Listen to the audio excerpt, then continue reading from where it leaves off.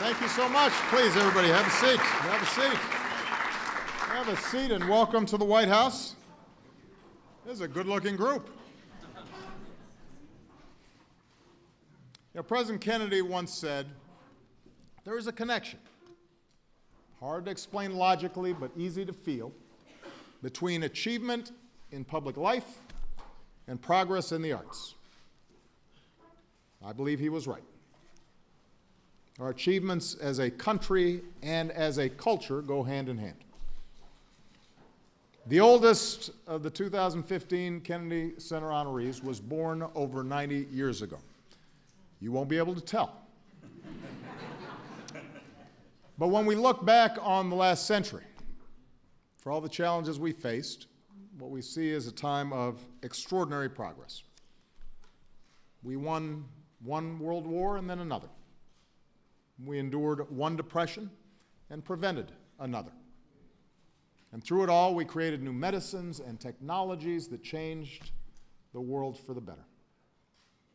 We welcomed new generations of striving immigrants that made our country stronger. We worked together and marched together to open up new doors of opportunity for women, African Americans, Latinos, LGBT Americans, Americans with disabilities, achievements that made all of us more free. Tonight, we honor 5 artists who helped tell the story of the first American century through music, theater, and film. And by doing so, helped to shape it, helped to inspire it, helped to fortify our best instincts about ourselves. Yes.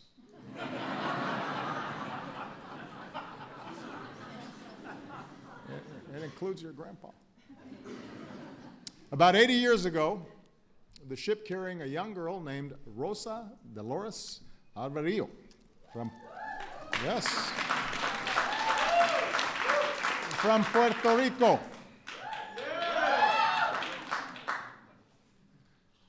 Came into New York City, steamed by the Statue of Liberty.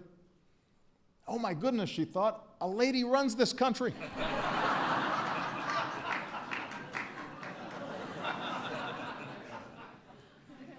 She wasn't yet known by the stage name of Rita Moreno, but even then, she knew she wanted to be a star.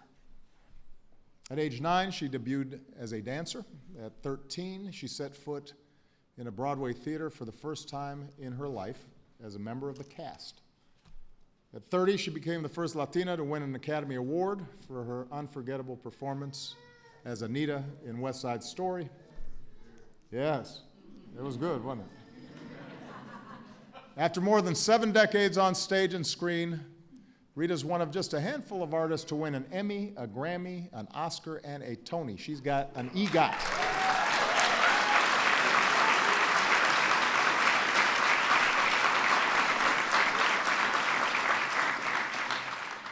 But being a pioneer is never easy. For years, she was pigeonholed as what she called the house ethnic. She says she played all her parts with the same accent because nobody seemed to care. And when she pushed back against Hollywood typecasting, the roles dried up. But Rita refused to sell herself short. There's a woman who won the Tony for Best Supporting Actress, then concluded her acceptance speech by reminding everybody, I am a leading lady, I am not a supporting actress. And she was right. She was the leading lady of that show. And she is still a leading lady of her era, a trailblazer with the courage to break through barriers and forge new paths. 8 decades after Rita Moreno first laid eyes on the Statue of Liberty, she continues to personify its promise that here in America, no matter what you look like or where you come from or what your last name is, you can make it if you try.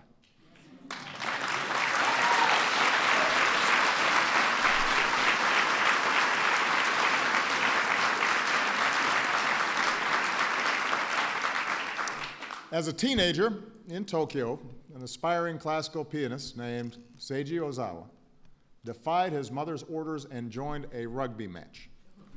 Now, I have to say, looking at you, Seiji, I'm not sure that was a good idea.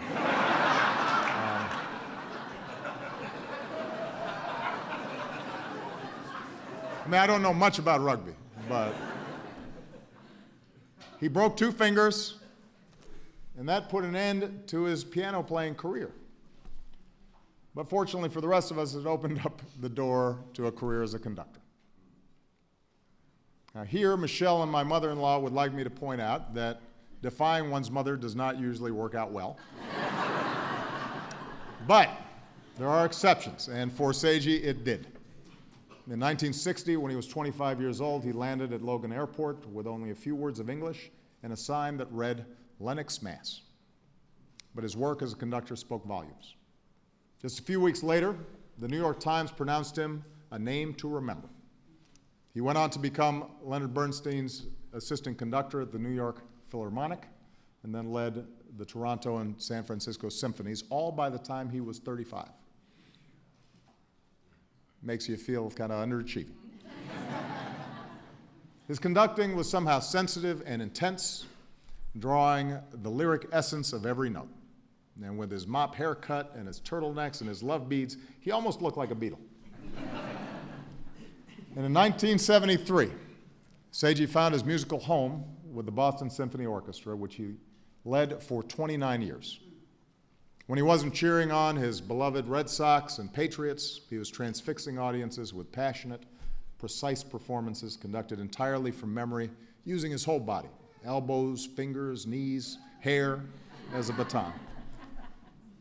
Seiji has dedicated his life to bridging East and West with classical music. In his words, music is easier to understand than language. It can be understood right away. It's like the sunset, which is beautiful wherever you watch it.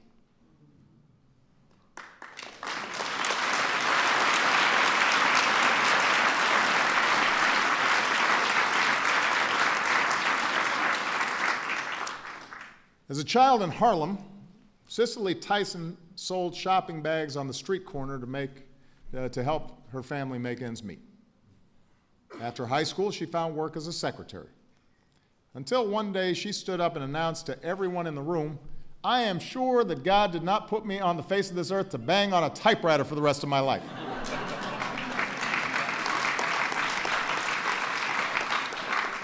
Cicely was already displaying what you could call a flair for the dramatic. And like all great actors, she never just plays a character, she becomes one. "I'm looking inside myself," she once explained. "Inside of me is where this character is coming from." It certainly took character to get where she is today. As a black woman, Cicely wasn't offered many roles with the pay and stature her tremendous talent should have commanded, but that only steeled her resolve. She once said, "When I became aware of the kind of ignorance that existed, I made a very conscious decision that I could not afford the luxury of just being an actress. I had some very important things to say, and I would say them through my work." Cicely has been saying important things for nearly 60 years, from the autobiography of Ms. Jane Pittman, to Sounder, to The Trip to the Bountiful.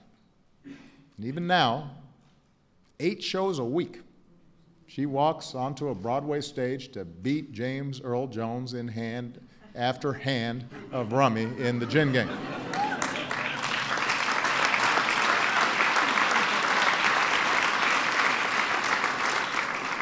At 90 years old, she is still delivering remarkable, heartfelt performances night after night after night, just like God intended, and she sure does look good doing it every night. Cicely Tyson.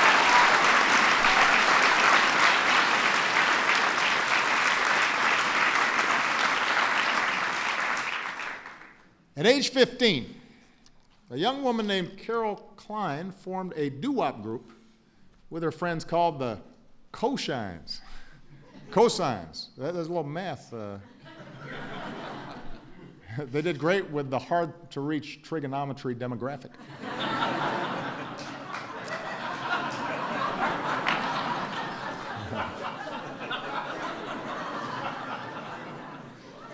Around the same time, Carole talked to a DJ and asked him the best way to get in touch with record companies. He told her a secret. Look them up in a phone book. So Carole made some calls, landed a contract, and took on the stage name of Carole King. It turned out to be a perfect choice, because today, in the world of American music, Carole is royalty. By the time she was 30, she'd teamed up with Jerry Goffin to write hits like Up on the Roof for the Drifters, One Fine Day for the Chiffons, The Locomotion for Little Eva, and of course, You Make Me Feel Like a Natural Woman. I think I just became the first president ever to say that.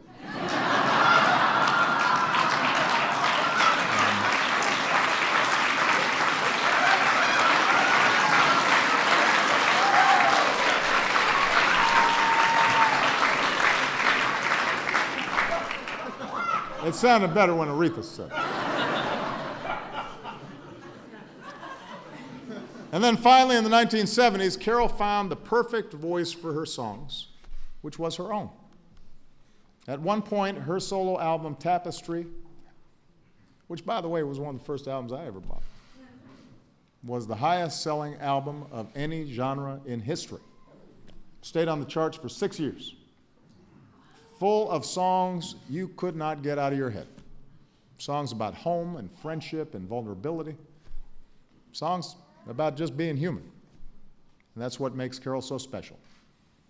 Whether it's winter, spring, summer, or fall, whether she's fighting with passion for our environment or campaigning for the causes that she believes in, Carole is always that honest, unvarnished voice. The friend who tells you again and again that you are beautiful as you feel.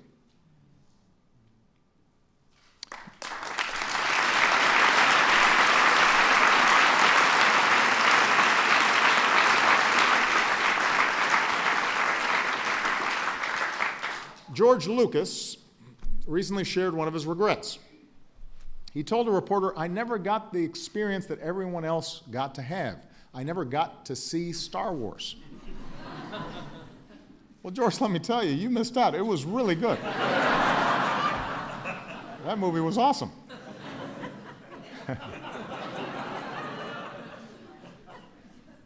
As one wise Jedi master might put it, changed nearly everything George Lucas has.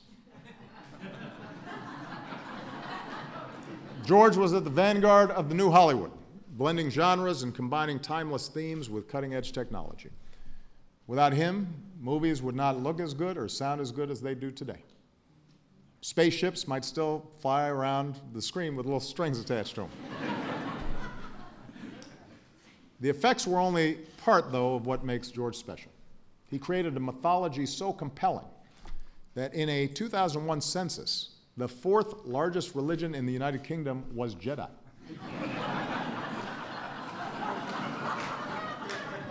Think about how many children have been raised, at least in part, by George Lucas. Think about how many young people searching for their place in the universe have thought to themselves, if a kid from Tatooine Moisture Farm can go from bullseyeing womps rats in his T-16 to saving the galaxy, then maybe I can be something special too. How many engineers got their start arguing about the structural flaws in the Death Star? How many philosophers got their start arguing about whether Hans shot first? How many bookish teenagers have taken solace in the fact that the most charismatic guy on the planet is an archaeologist named Indiana Jones? George, I don't know if you've heard, but there might even make a brand new Star Wars movie soon. It's very low-key. It's not getting a lot of promotion, but it's also pretty remarkable that nearly 40 years after the first Star Destroyer crawled across the screen, we are still obsessed with George's vision of a galaxy far, far away. And we'll be raising our children on his stories for a long, long time to come.